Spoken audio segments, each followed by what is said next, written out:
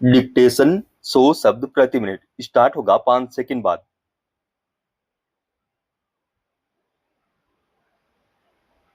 Start. Iran के खिलाफ Israel और अमेरिका के साझा हमले के बाद दुनिया भर में इस बात को लेकर चिंता जताई जा रही है कि अगर युद्ध और लंबा खींचा तो इसके असर से बहुत सारे देशों में बहुस्तरीय संकट पैदा होंगे। युद्ध शुरू होने के करीब 1 महीने के बाद यह साफ देखा जा सकता है कि कई देशों में तेल और गैस का व्यापक संकट खड़ा हो गया है और आम जनजीवन बुरी तरह प्रभावित हो रहा है। युद्ध में शामिल देशों के शीर्ष नेतृत्व से यह उम्मीद की जाती है कि वे संयम और धीरज के साथ घटनाओं और परिस्थितियों पर परिपक्व टिप्पणी करें ताकि तनाव को कम करने में मदद मिले और युद्ध को खत्म करने का कोई रास्ता निकले। मगर अमेरिका के राष्ट्रपति डोनाल्ड ट्रंप को शायद इन बातों को गंभीरता से लेने की जरूरत महसूस नहीं होती। यह बेवजह नहीं है कि आए दिन वे कोई न कोई ऐसी टिप्पणी कर देते हैं जिससे स्थितियां ज्यादा जटिल हो जाती है।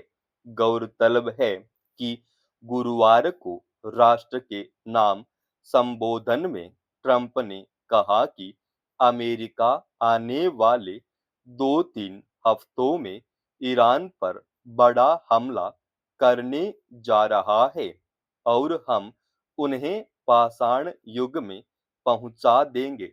यह कोई पहला मौका नहीं है जब ट्रंप ने कोई ऐसा बयान दिया है जिससे युद्ध खत्म होने की कोई राह निकलने के बजाय स्थिति और बिगड़ने की ही भूमिका बने। इससे पहले भी वे अपने गैर जरूरी बयानों के जरिए तनाव और टकराव को ज्यादा तीखा बनाने की कोशिश कर चुके हैं।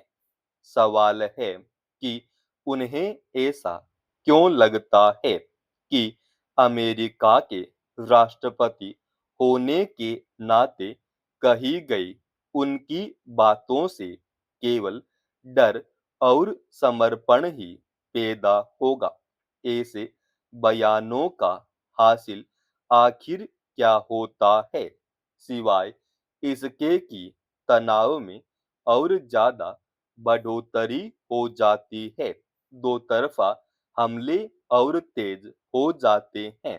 अपने ऊपर हमले के बाद ईरान ने जिस तरह लगातार कड़ी प्रतिक्रिया दी है, मिसाइलों के जरिए अमेरिकी और इजरायली ठिकानों पर सटीक हमले किए हैं, उससे साफ है कि वह फिलहाल सामना करने के रुख पर कायम है।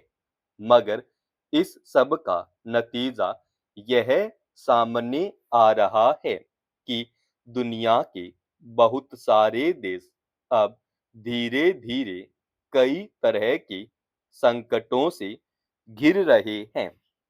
ईरान ने जब से होर्मुज जलमार्ग को बाधित किया है, उसके बाद भारत सहित कई देशों में तेल और गैस की आपूर्ति व्यापक पैमाने पर बाधित हुई है।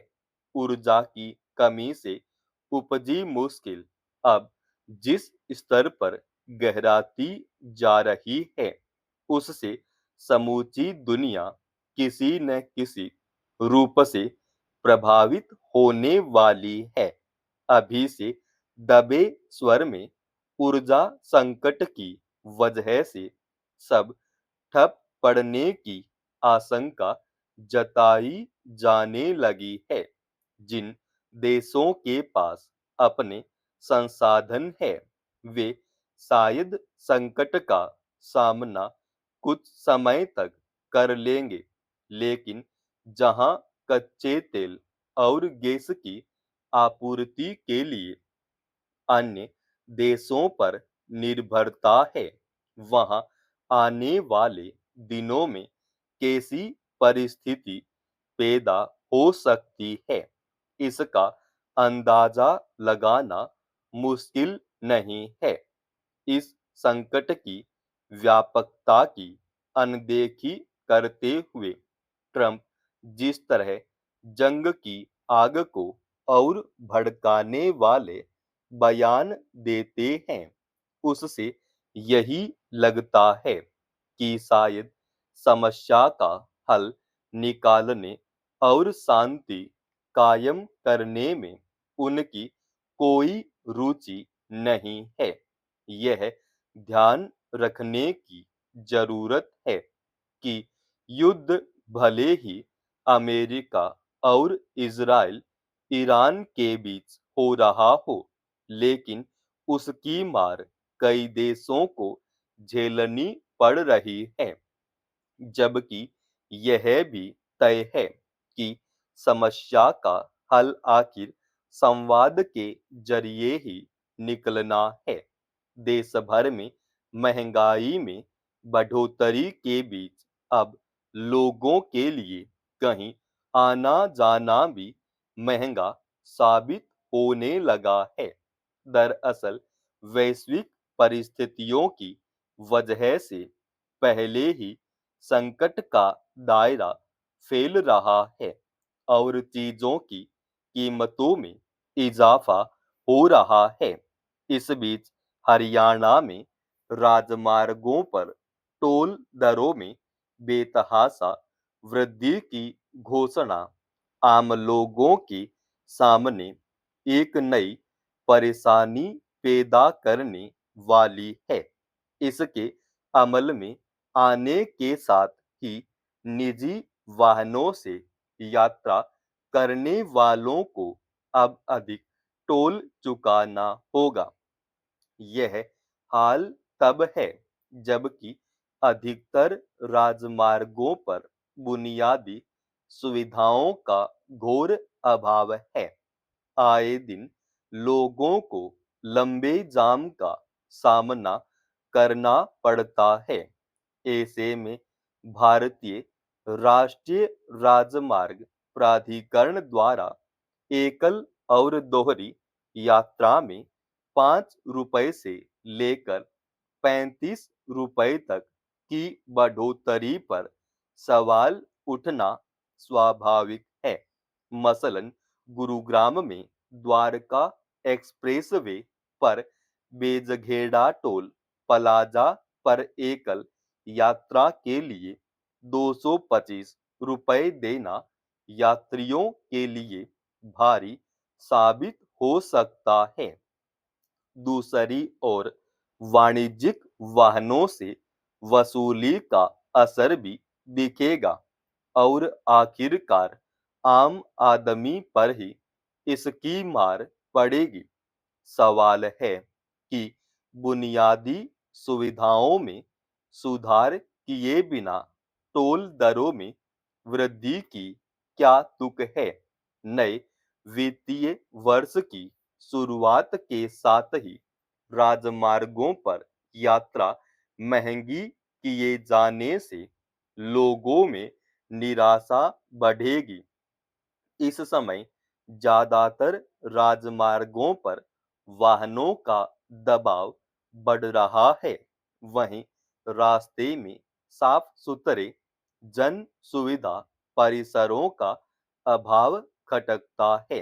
रात में कई मार्गों पर अंधेरा होने से हादसे का अंदेशा बना रहता है।